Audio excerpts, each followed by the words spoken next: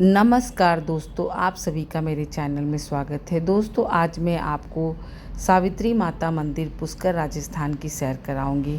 दोस्तों, यह ऊंची पहाड़ियों पर स्थित माता सावित्री देवी का मंदिर है, जो कि ब्रह्मा जी की पत्नी सावित्री देवी के नाम पर इस मंदिर का नाम पड़ा है। दोस्तों, इसके बारे में, इस मंदिर में जाने के लिए ऊंची पहाड़ियों में पैदल रास्ता है और रोपवे का रास्ता है। दो रास्तों से तय करके आप इस ऊंची पहाड़ी पे आ सकते हैं। तो दोस्तों, welcome back to my channel. यहाँ पर आप देख सकते हैं कि मैं सावित्री माता मंदिर में पहुँची हूँ और आज मैं आपको यहाँ से ऊंची पहाड़ियों से पुष्कर का पूरा नज़ारा दिखाऊंगी। दोस्तों, यह बहुत ही खूबसूरत, अद्भुत, रोमांचकारी दृश्य है। दोस्तों, यह बहुत ही खूबसूरत दृश्य है। इसे कहते हैं कि प्रकृति और रोमांच का अद्भुत संगम। यहाँ पर आप आएंगे तो आपको ऐसा महसूस होगा कि आप धरती से स्वर्ग के रास्ता की ओर जा रहे हैं। यहाँ पर जो भी व्यवस्था भारत सरकार ने की है, दो व्यवस्था है, एक सीढ़ियों के द्वारा, एक रोपवे के द्वारा। तो जो कोई भी यहाँ आता है बिल्कुल इस मंदिर का दर्शन करता है। और मैं भी ये कहती हूँ कि इस मंदिर, जो कि ऊंची पहाड़ियों पर स्थित मंदिर है, यहाँ से जाने के लिए आपको आगे मैं बताती जाती हूँ कि क्या करना है। यहाँ यह मुख्य द्वार देख सकते हैं। यहाँ मुख्य द्वार पे आने के बाद आपको सीढ़ियों से जाने का रास्ता है, साथ में रोपवे में जाने के लिए एडल्ट की टिकट 195 है, जिसमें अप एंड डाउन दोनों होता है, और बच्चों की जो है 150 है। इस तरह दो टिकट मिलते हैं, एडल्ट और चाइल्ड दोनों का टिकट होगा। और आपको बहुत आसानी से रोपवे के द्वारा आप ऊपर पहुंच जाएंगे और माता के दर्शन कर लेंगे। जो लोग एडवेंचर करना चाहते हैं तो वो सीढ़ियों से चले जाएं, पर कुछ लोगों को जो फिजिकल बहुत प्रॉब्लम, यहाँ देख सकते हैं मेरे हाथ में टिकट है, जिसकी टिकट का मूल्य 195 है। और मैंने, चूँकि मेरे पैर में कुछ प्रॉब्लम है, तो मैं सीढ़ियों से नहीं जा सकती थी, और बच्चे और मेरे फैमिली वाले सब सीढ़ियों से चले गए। मैंने कहा नहीं, मैं तो नहीं जा सकती। तो मैं यहाँ पर सावित्री माता मंदिर के लिए मैं रोपवे पे आई हूँ। और यहाँ पर संयोग से जब मैं आई ना, तो मेरा रोपवे बिल्कुल खाली था, क्योंकि इस रोपवे में ज़्यादातर फैमिली वाले जाते हैं। तो मैं बिल्कुल अकेली थी और यहाँ मैं बैठ गई। मुझे तो बहुत अच्छा लगा, लेकिन जब बीच जगह रोपवे पहुंचा तो मुझे बहुत डर लगा, क्योंकि ये 700 मीटर लंबा रोपवे है और इस ऊंची पहाड़ी पे जाने का ही अद्भुत अनुभव होता है। बहुत अच्छा भी लगता है, लेकिन जो हार्ट पेशेंट है बिल्कुल अकेले ना चढ़े, क्योंकि बीच में रोपवे रोक दी जाती है, क्योंकि आप कुछ फ़ोटो शूट करें, अपना सेल्फी लें। इस तरह से यहाँ से आप देख सकते हैं कि इसे लॉक कर दिया गया और काफ़ी अच्छी ठंडी ठंडी हवा चलती है। ये भी एक अलग ही एक्सपीरियंस होता है। दोस्तों, मैं तो सावित्री माता मंदिर दर्शन के लिए आई थी, तो जो मैं अपना एक्सपीरियंस आप सभी के साथ शेयर कर रही हूँ कि बहुत अच्छा अनोखा अनुभव था।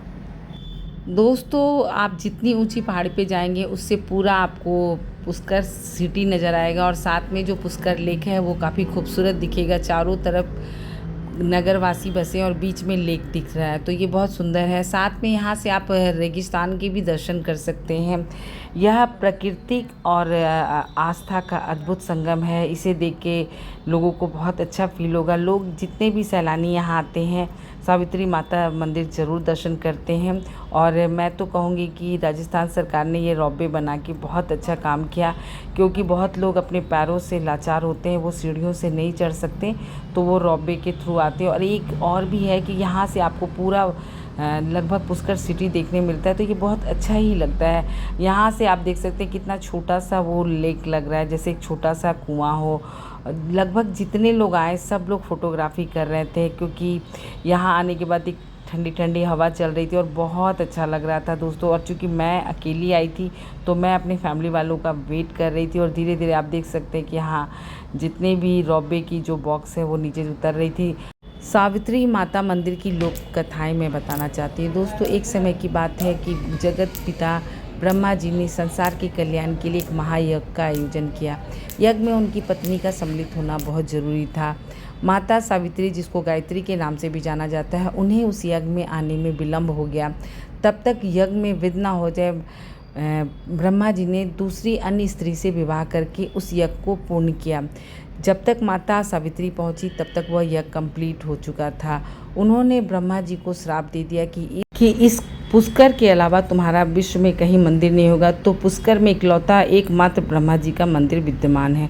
दोस्तों, मैं आधा यात्रा तय कर चुकी हूँ, रोपवे से मैं बाहर निकल चुकी हूँ और यहाँ के बाद मैं सीधे सावित्री माता मंदिर के पास जा रही हूँ। धीरे धीरे मैं सीढ़ियों से ऊपर चढ़ी, पर एक ही दृश्य बार बार आँखों के सामने आ रहा है। क्योंकि बच्चे और हमारी फैमिली आने में टाइम लगा रहे थे, तो हमने कहा कि हम एक साथ दर्शन करेंगे। तब तक मैं बाहर का दृश्य दिखा सकते हैं कि ये सावित्री माता मंदिर है। इसके चारों तरफ मैं अपना कैमरा घुमा रही हूँ। ये बहुत अच्छी ध्वज पताका लहरा रहे और यहाँ से संपूर्ण पुष्कर शहर का दर्शन हो रहा है, यहाँ से रेगिस्तान का दर्शन हो रहा है। तो यहाँ सामने में सावित्री माता मंदिर है, जहाँ माता रानी के हमने दर्शन किए और यहाँ आकर हमें बहुत अद्भुत शांति मिला। कहते हैं कि सुहागिन महिलाएं अपने पति की लंबी आयु के लिए यहाँ मन्नतें मांगती हैं और यहाँ हवन पूजा का भी आयोजन होता है। साथ में नवरात्र में यहाँ बहुत भीड़ होती है। सावित्री माता कथा तो मैंने आपको बताए थे कि माता सावित्री अपने पति ब्रह्मदेव से काफ़ी नाराज़ होकर के इसी ऊंची पहाड़ी पर स्थित हो गई थी, इसलिए यह मंदिर माता सावित्री के लिए को समर्पित है।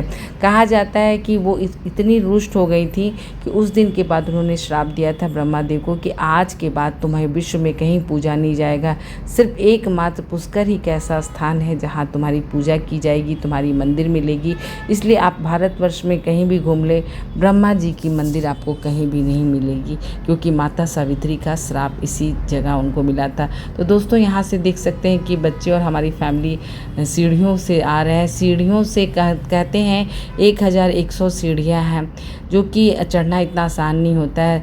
लगभग 1 घंटे में सीढ़ी तय करके आप चल करके आ सकते हैं, लेकिन फिर भी इंसान बहुत थक जाता है, बहुत थकावट हो जाती है। और जिनके पैरों में प्रॉब्लम है तो वो बिल्कुल सीढ़ी की यात्रा ना करें। बीच बीच में बंदर भी होते हैं, यदि फल प्रसाद लेके आप आएंगे तो बहुत ही मुश्किल और कठिन रास्ता होगा। इससे अच्छा तो आप रोपवे से आएँ, और यदि आप सीढ़ियों से आ रहे हैं तो आप फल प्रसाद नहीं लें, क्योंकि मंदिर के प्रांगण में भी फल प्रसाद सब मिलता है, माता की श्रृंगार के सामान और बहुत सारा जो भी पूजा पाठ का सामान है आप लेना चाहें तो यहाँ आप देख सकते हैं।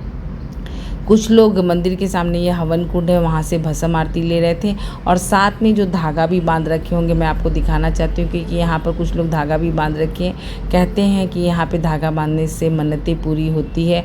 पर ये ऊंची पहाड़ी पर जो मंदिर स्थित है ये काफ़ी अच्छा साफ़ सुथरा है।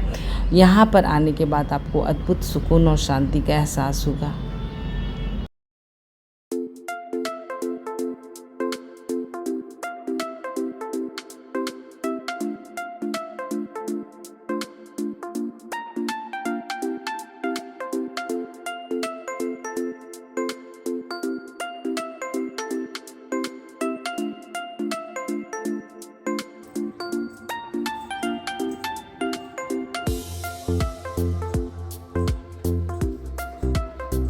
दोस्तों, आप जब भी पुष्कर आएँ तो आप एक बार सावित्री माता मंदिर ज़रूर आएँ। यहाँ देख सकते हैं कि हम लोग मंदिर से नीचे उतरे हैं, तो उसका जो दृश्य है वहाँ आसपास राजस्थानी नृत्य संगीत होता रहता है। साथ में कुछ आयुर्वेदिक दवाई भी सेल होती है, लेकिन मैं तो ये कहूँगी कि आप ये आयुर्वेदिक दवाई बिना किसी से राय मशवरा लिए बिना मत ले। आसपास आप पुष्कर के बाज़ारों को देख सकते हैं।